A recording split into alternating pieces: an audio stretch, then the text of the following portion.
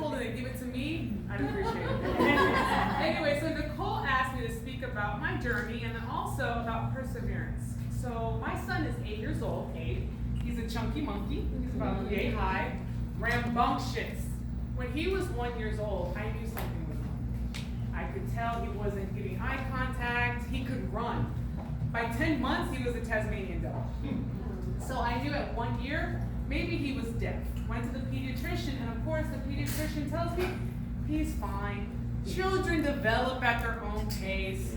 Don't listen to the pediatrician. You as a parent, you know deep down inside something is wrong. So I didn't listen. I kept going to doctors and saying, maybe I just need to find a different pediatrician. Finally, by the time my son was 1 1/2, I got him speech and occupational therapy. But still, even with that in-home therapy, it just wasn't helping him. He could not masticate. He was still using a bottle. It was so severe that by 2, 3 years old, if he tried to eat, he would choke to death. I would have to call the ambulance. It was hard in those first years. I know when we first get the diagnosis, it's like you can't understand what's going to happen. For me and my husband, we already had a daughter. She's 1.5 years older than our son, Melanie. We didn't know that maybe anything was wrong with her because we were so focused on our son. It wasn't until later my daughter we realized was ADHD and dyslexic and had sensory processing. But just the stress on the marriage, stress on the family, and stress on myself physically. I didn't know that I was failing. My health was failing mentally, emotionally, and physically.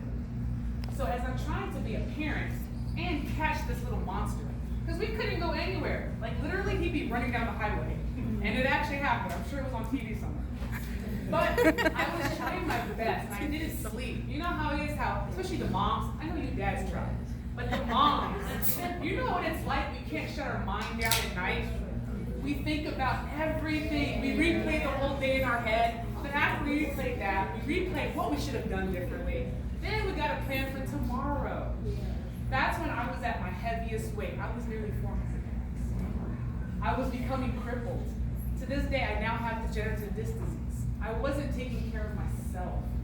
I wanted to just keep doing it all by myself. I never wanted to ask for help. I had to prove that I was going to fix my son. And I remember I used to pray all the time, God, heal him, make him normal. It wasn't until his 4th birthday. Now my son was completely nonverbal. The morning of his 4th birthday, I was making it a Mickey Mouse Clubhouse theme. He comes in the kitchen, he sees his birthday cake, and he realizes it's reddish and yellow. He tells me, Mickey. That's when I knew he doesn't need to get normal. God made him exactly how he's supposed to be. It's, I need to know is he loved. So from that point on, I changed my prayer, not to heal my son, make him neurotypical, but to make sure that my son knew he was loved. That's when I changed my perspective on life. I looked into gastric sleeve, gastric bypass, weight loss surgery. I was going to take care of myself. Because all the stress I had was going to my children and to my husband. Because ladies, admit it, our husbands and significant others are kind of lazy compared to us. We took a poll right now. So I had to fix my family. I found parent support group. Because honestly, in North Texas, as big as Dallas is, we don't have a group like this. We don't have an autism moms group. We don't have a support system to help each other. So when I found Nicole, it was like a breath of